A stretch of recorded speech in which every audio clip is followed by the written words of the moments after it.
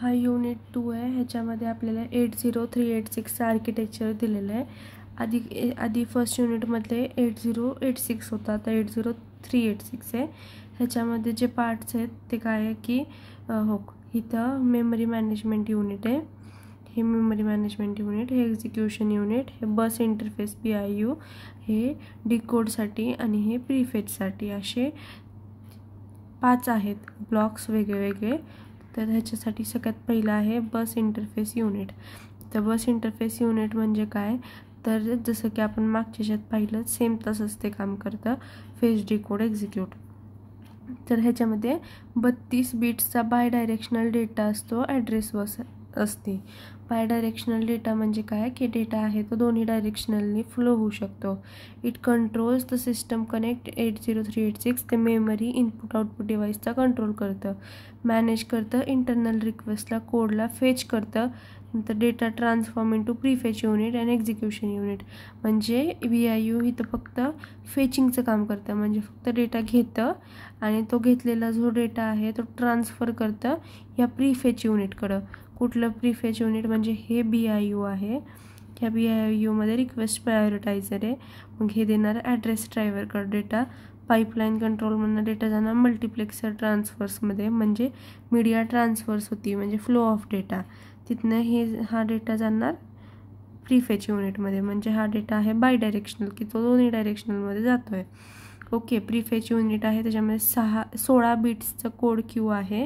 Prefetch युनिटमध्ये जो data आहे फेच केलेला त्याच्यावरती काम केलं जातं. सिक्वेन्शियल इन्स्ट्रक्शन्स, जे काही इन्स्ट्रक्शन्स आहेत ते परफॉर्म केले जातात.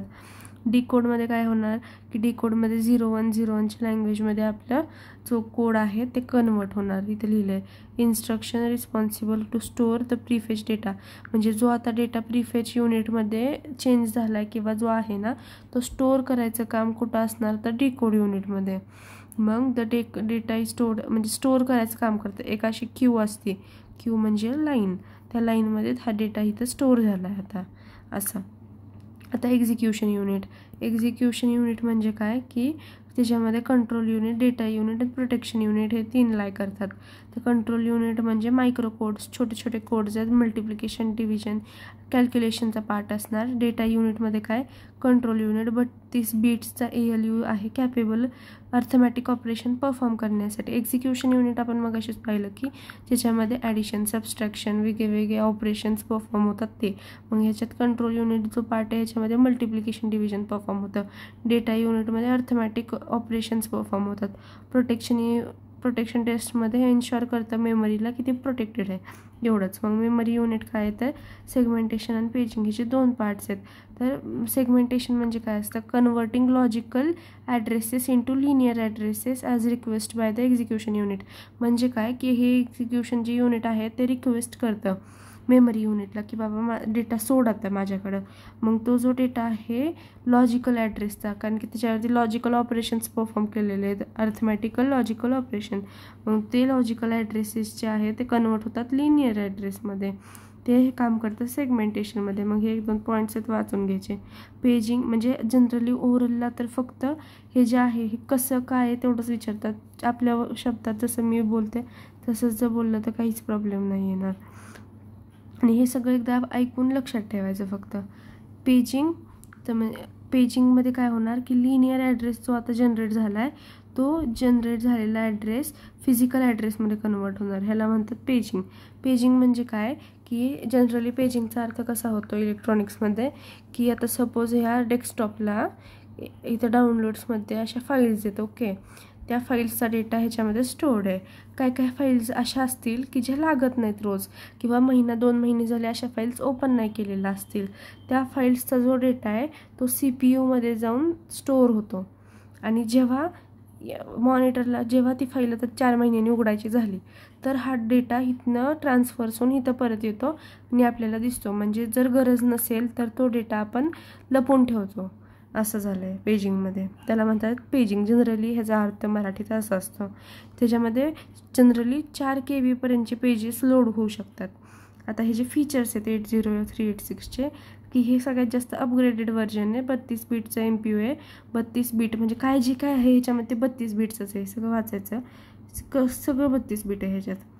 नंतर ह्याच्यामध्ये काय, आता हे इन्स्ट्रक्शन्स आहेत मेमरी मॅनेजमेंटसाठी. मेमरी मॅनेजमेंटमध्ये काय येणार की डेटा कसा जातो, डेटा स्टोअर कसा केला जातो. ह्याचे पार्ट्स आहेत की डेटाचे रजिस्टर्सचे टाईप कोणते कोणते, 3 आहेत. एक आहे लोकल, एक आहे स्टोअर आणि एक आहे लोड. लोकल म्हणजे काय, जसं नाव आहे तसं की हे इन्स्ट्रक्शन्स आहेत ते लोड केले जाणार. 3 आहेत ना, लोड, स्टोअर आणि लोड लोकल डिस्क्रिप्टर असे 3 आहेत. मग लोड आहे जे पहिलं, त्याच्यामध्ये डेटा लोड केला जाणार. त्याचं नाव आहे load global descriptor register. GDT is protecting mode, म्हणजे हे प्रोटेक्शनचं पण काम करतं कोडला आपल्या आणि नीट ठेवतं. एक्झाम्पल काय आहे ह्याचं, तर ऑपरंट्स जे आपण मेमरी लोकेशन असते ना कुठल्या पण फाईलची ते. स्टोअर ग्लोबल डिस्क्रिप्टर, स्टोअर म्हणजे जसं की ते इन्स्ट्रक्शन्सला स्टोअर करणार. जनरली काय डेटा किंवा इन्स्ट्रक्शन दोन्ही एकच आले. इन्स्ट्रक्शन्स म्हणजे काय, त्या डेटावरती दिलेली कमांड आहे की बाबा डेटाला असं असं करायला न्या असं. तर मग लोड आणि मग झालं आहे स्टोअर. स्टोअर झालं की परत लोड लोकल डिस्क्रिप्टर टेबल. ह्याच्यात काय होणार की इन्स्ट्रक्शन्स जे लोड झालेले आहेत ते सिलेक्टरमध्ये स्टोअर होणार लोकल डिस्क्रिप्टरमध्ये. असं की लोकल डिस्क्रिप्टर एक फोल्डर असेल त्याच्यामध्ये लोड केलं जाणार, म्हणून ह्याचं नाव लोड लोकल डिस्क्रिप्टर टेबल. आता ऑपरेटिंग मोड्स ऑफ 80386, तर 3 ऑपरेटिंग मोड असतात, रिअल, प्रोटेक्टेड आणि व्हर्च्युअल. रिअल मोडमध्ये काय आहे की रिअल मोड एक डिफॉल्ट ऑपरेटिंग मोड आहे की आहे बाबा डिफॉल्ट डायरेक्ट आहेच. ह्याच्यामध्ये काय होणार की रिअल मोडमध्ये 1 MB पर्यंतची मेमरी असते, 64Kचं सेगमेंट असतात, 16 बिटची सेगमेंट रजिस्टर असते ॲक्सिस इच. आणि मग जे सेगमेंट रिअल मोडमध्ये, जनरली रिअल मोड म्हणजे काय की जेव्हा 80386 आपला जो प्रोसेसर आहे तो जेव्हा ऑन केला जातो, जेव्हा तो बाय डिफॉल्ट सेट मोड असेल तोच. जसं की एखाद्या सिस्टमला आपण पाहिलं की आता आपण सिस्टम सिलेक्ट करतो तर आपण खाली स्क्रोल करून उबंटू घेतो, पण बाय डिफॉल्ट जर आपण सिलेक्ट केलं तर आता आपल्याला विंडोजमध्ये डायरेक्ट ओपन होतं किंवा जो कोणता पण ऑप्शन डिफॉल्ट असेल त्याला ओपन होतं. सपोज आता कॉल करायचं असेल तरी आपण कॉल आणि ट्रू कॉलर दोन्हीमध्ये आपल्याला ऑप्शन येतो की डिफॉल्ट, बाय डिफॉल्ट किंवा साधा कशाने आपण करू शकतो. तसं ह्याला म्हणतात रिअल मोड. तर प्रोटेक्टेड मोड असे एक्झाम्पल्स देऊन जरी एक्सप्लेन केलं तरी चालतं, पण हे एक्झाम्पल्स व्हॅलिड पाहिजेत. प्रोटेक्टेडमध्ये 32 ॲड्रेस स्पेस स्टोअर होतो आणि sophisticated memory modes using the 1 GB of data. 4 GBचा मेमरी ह्याच्यामध्ये स्टोअर होतं. ह्याच्यामध्ये फिक्स्ड पेजेस असतात. स्वॅपिंग ऑफ मेमरी, ह्याच्यामध्ये स्वॅपिंग म्हणजे एक पेज दुसऱ्या पेजमध्ये कन्वर्ट होऊ शकतं. प्रोटेक्टेड मोडचा अर्थच काय की जे पेजेसला ते प्रोटेक्ट करतं असं.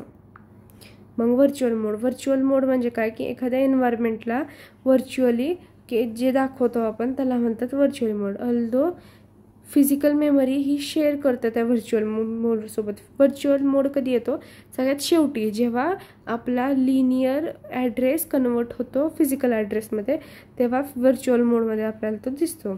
आता जनरल पर्पज डेटा रजिस्टर, ह्याच्यामध्ये काय काय तर हे इम्पॉर्टंट आहेत. तर आता हे डेटा रजिस्टर आपण 80386मध्ये डायग्राममध्ये जो असा टेबल आहे ना त्याच्यात पण यूज केलेले आहेत आपण. AX BX असं काहीतरी लिहिलेलं आहे आपण खूप ठिकाणी. मग हे बघू आपण आता. तर रजिस्टर्स हे 32 बिट्सचे आहेत जे यूज केले जातात अर्थमॅटिकल लॉजिकल ऑपरेशन्स परफॉर्म करायला. तर जनरली आता AX म्हणजे काय, ॲक्युम्युलेटर रजिस्टर, BX म्हणजे बेस रजिस्टर, CX म्हणजे काउंट रजिस्टर, DX म्हणजे डेटा. ॲक्युम्युलेटर जे रजिस्टर असतं ते अर्थमॅटिक ऑपरेशनसाठी यूज केलं जातं. BX रजिस्टर जे असतं ना ते बेस रजिस्टर म्हणजे जे रजिस्टर्स आहेत ते बेस ॲड्रेस स्टोअर करण्यासाठी यूज केलं जातं. काउंट रजिस्टर काउंट किंवा काउंटर लूप्स असं काही स्टोअर करण्यासाठी, प्रोग्राममधले लूपचे म्हणजे जसं की फॉर लूप, वाईल लूप ते स्टोअर करायला जातात. DX म्हणजे डेटा रजिस्टर जे डेटा स्टोअर करतं. असं सिम्पल वर्ड्स मी सांगितलं खूप झालं. पॉईंटर रजिस्टर, पॉईंटरमध्ये स्टॅक इन्व्हॉल्व होतो. स्टॅक म्हणजे काय की बाबा असं क्यू आहे आपल्याला स्टॅक दिलेली आहे, त्या स्टॅकमध्ये डेटा स्टोअर कसा होणार ते दिलेलं जातं. PP म्हणजे बेस पॉईंटर, पॉईंटर म्हणजे काय एखादा जो स्टॅक आहे तर सेगमेंट्समध्ये कसं स्टोअर केलं जाणार हे BP सांगतं. इंडेक्स रजिस्टर हे 16 राईट मोस्ट बिट्स आहेत, 32 बिट्स आहेत इंडेक्सचे. तर त्याच्यामध्ये जे आहे फर्स्ट सोर्स इंडेक्स रजिस्टर जे मेमरी ॲड्रेसला डेटा सेगमेंटमध्ये ॲड्रेस करतं, देअरफॉर ॲक्सेस करतं सक्सेसफुल मेमरी लोकेशन. म्हणजे मेमरी लोकेशन ॲलोकेशन हे करतं इंडेक्स. इंडेक्स काय करतं, आता पेज नंबर सांगतं, तर मग आपण त्या पानावर जातो. तसं इंडेक्स आहे हे, की ज्या सोर्स रजिस्टरमध्ये मेमरी ॲड्रेस आहे तो आपण तिथे नंबर बघून जाणार. ह्याला म्हणतात source index register. DI the function of destination general purpose register is operated. आता ह्याच्यामध्ये काय होतं, डेस्टिनेशन इंडेक्स, की जेव्हा आपल्याला जिथं जायचं आहे, जसं की आता आपल्याला फक्त एम्प्लॉई ID, रोल नंबर असं सर्च करायचं आहे, त्याच्यासाठी हे यूज होणार.